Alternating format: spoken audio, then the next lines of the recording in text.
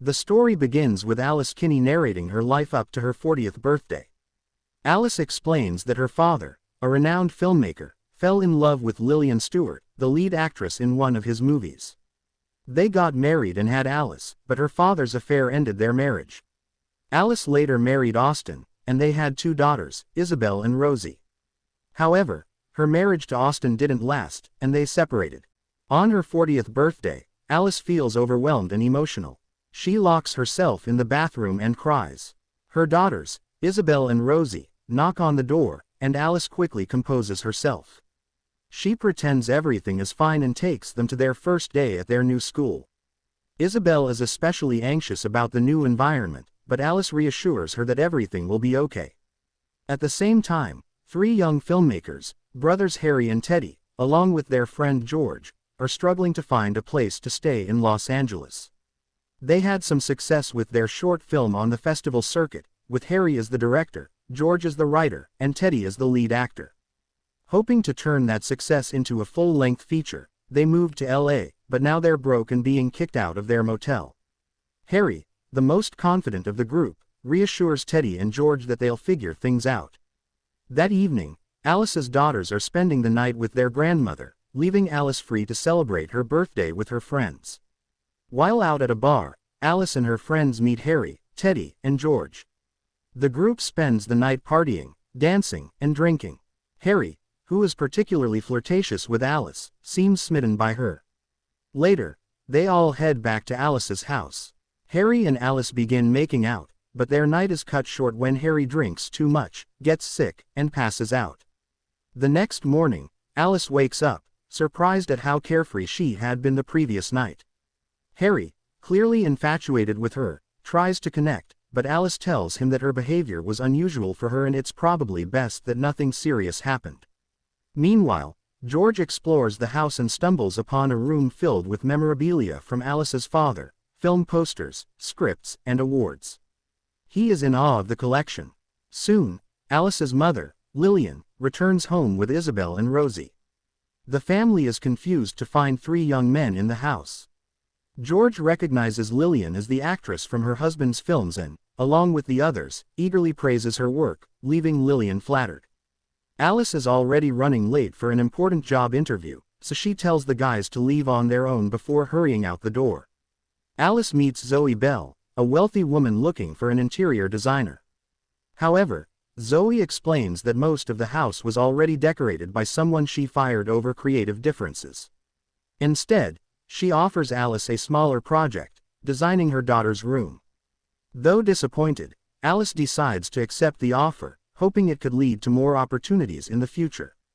When Alice returns home, she is surprised to find that the boys haven't left. Instead, they've spent the afternoon with Lillian, chatting enthusiastically about filmmaking. Lillian is clearly charmed by their passion and tells Alice they have no place to stay, suggesting Alice should let them stay at her house. Alice is shocked and immediately refuses, but Lillian insists. She argues that the boys are talented and that Alice could help them on their journey to greatness, just as her father would have done. Reluctantly, Alice agrees, but only on the condition that they stay in the guest house. She also makes it clear to Harry that there can be no romantic involvement between them. The boys soon have a meeting at an agency, where they share some exciting news. A popular horror filmmaker, Justin Miller, has seen their short film and is interested in working with them. However, the boys are hesitant, as horror isn't the genre they want to pursue. Despite their concerns, they decide to attend the meeting and see where it leads. Meanwhile, Alice gets a call from Austin, her ex-husband, who is alarmed to learn that 3 young men are staying in the same house as their daughters. Alice challenges him, asking if he's so concerned about the girls, when will he move to Los Angeles like he promised. Austin insists he's planning to move soon, but Alice remains skeptical. One day, Zoe calls Alice and assigns her a series of trivial tasks, leaving Alice frustrated but determined to stay professional. In the meantime, George steps in to help by driving Isabel to school. During the ride, Isabel opens up to George, revealing her love for writing. She shares that her teacher, Miss Avery, has suggested she join a playwriting workshop, but she feels too anxious to take the plunge. George encourages her, assuring her that she has nothing to lose by giving it a try. Meanwhile, the boys receive a call from the agents with an offer for George to work on rewrites for another script. George is hesitant, knowing Harry might see it as disloyal, but he also recognizes the opportunity could help him grow as a writer. After some discussion, George and Harry agree to set aside their fears and focus on pursuing the chances they've been given, even if it means stepping outside their comfort zones. For a while, things seem to be going well. Alice even invites Harry to join her as her official date at a friend's dinner party. Harry agrees but mentions he has drinks scheduled with Justin first. Unfortunately, those drinks run late, and Harry misses the dinner entirely. Alice is deeply hurt by his absence. When Harry returns home, she confronts him, saying she's too old to cry over a boy who doesn't prioritize her. She points out that he's young and bound to make mistakes, which she can't afford to get caught up in. Firmly, she ends their romantic relationship. Harry tries to convince her otherwise, but Alice reveals she's already set up a date with someone else. Alice goes on her date, but it turns out to be a disaster. Frustrated, she drinks too much, and things take a turn when Zoe shows up at the same restaurant. Alice, fueled by alcohol and pent-up anger, confronts Zoe, tells her off, and quits her job on the spot. Her date, unsettled by the scene, leaves her there. Alice ends up lying drunk on a bench outside the restaurant. George, who has been developing genuine feelings for Alice, comes to her rescue. As he helps her home, she thanks him, calling him a good guy. When they arrive back at the house, Alice is shocked to find Austin waiting at the door with his bags. He announces that he's moving in temporarily, intending to be closer to his daughters. The boys are immediately wary of Austin, sensing he's not good for Alice. Harry, in particular, clashes with Austin, who quickly picks up on the fact that something romantic may have happened between him and Alice. The tension between them begins to escalate. Meanwhile, Harry notices George working on a different script on his laptop and feels betrayed, assuming George is abandoning their movie.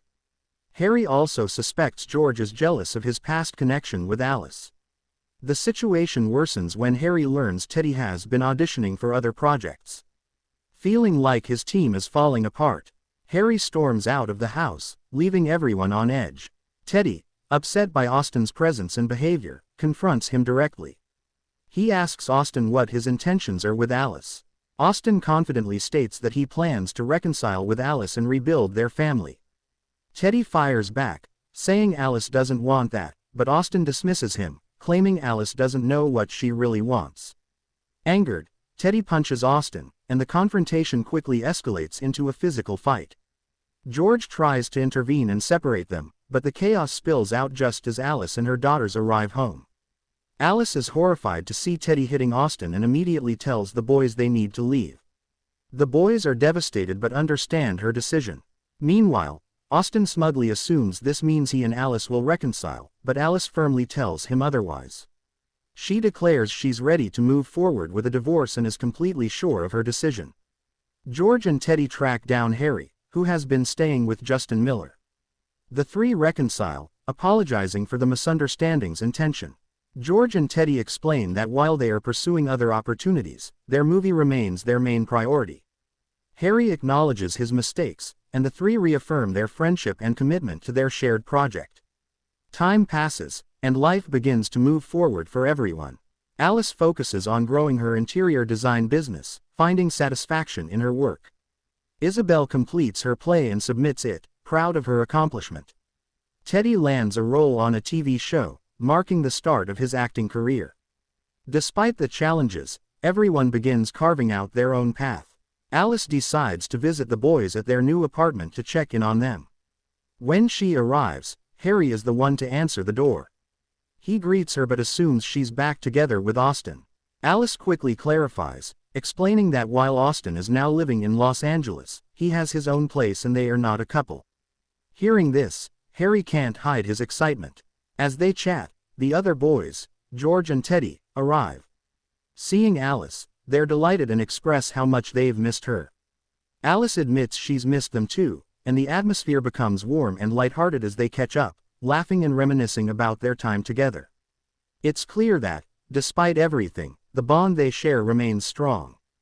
Thank you so much for watching this video. Don't forget to like, share and subscribe to our channel.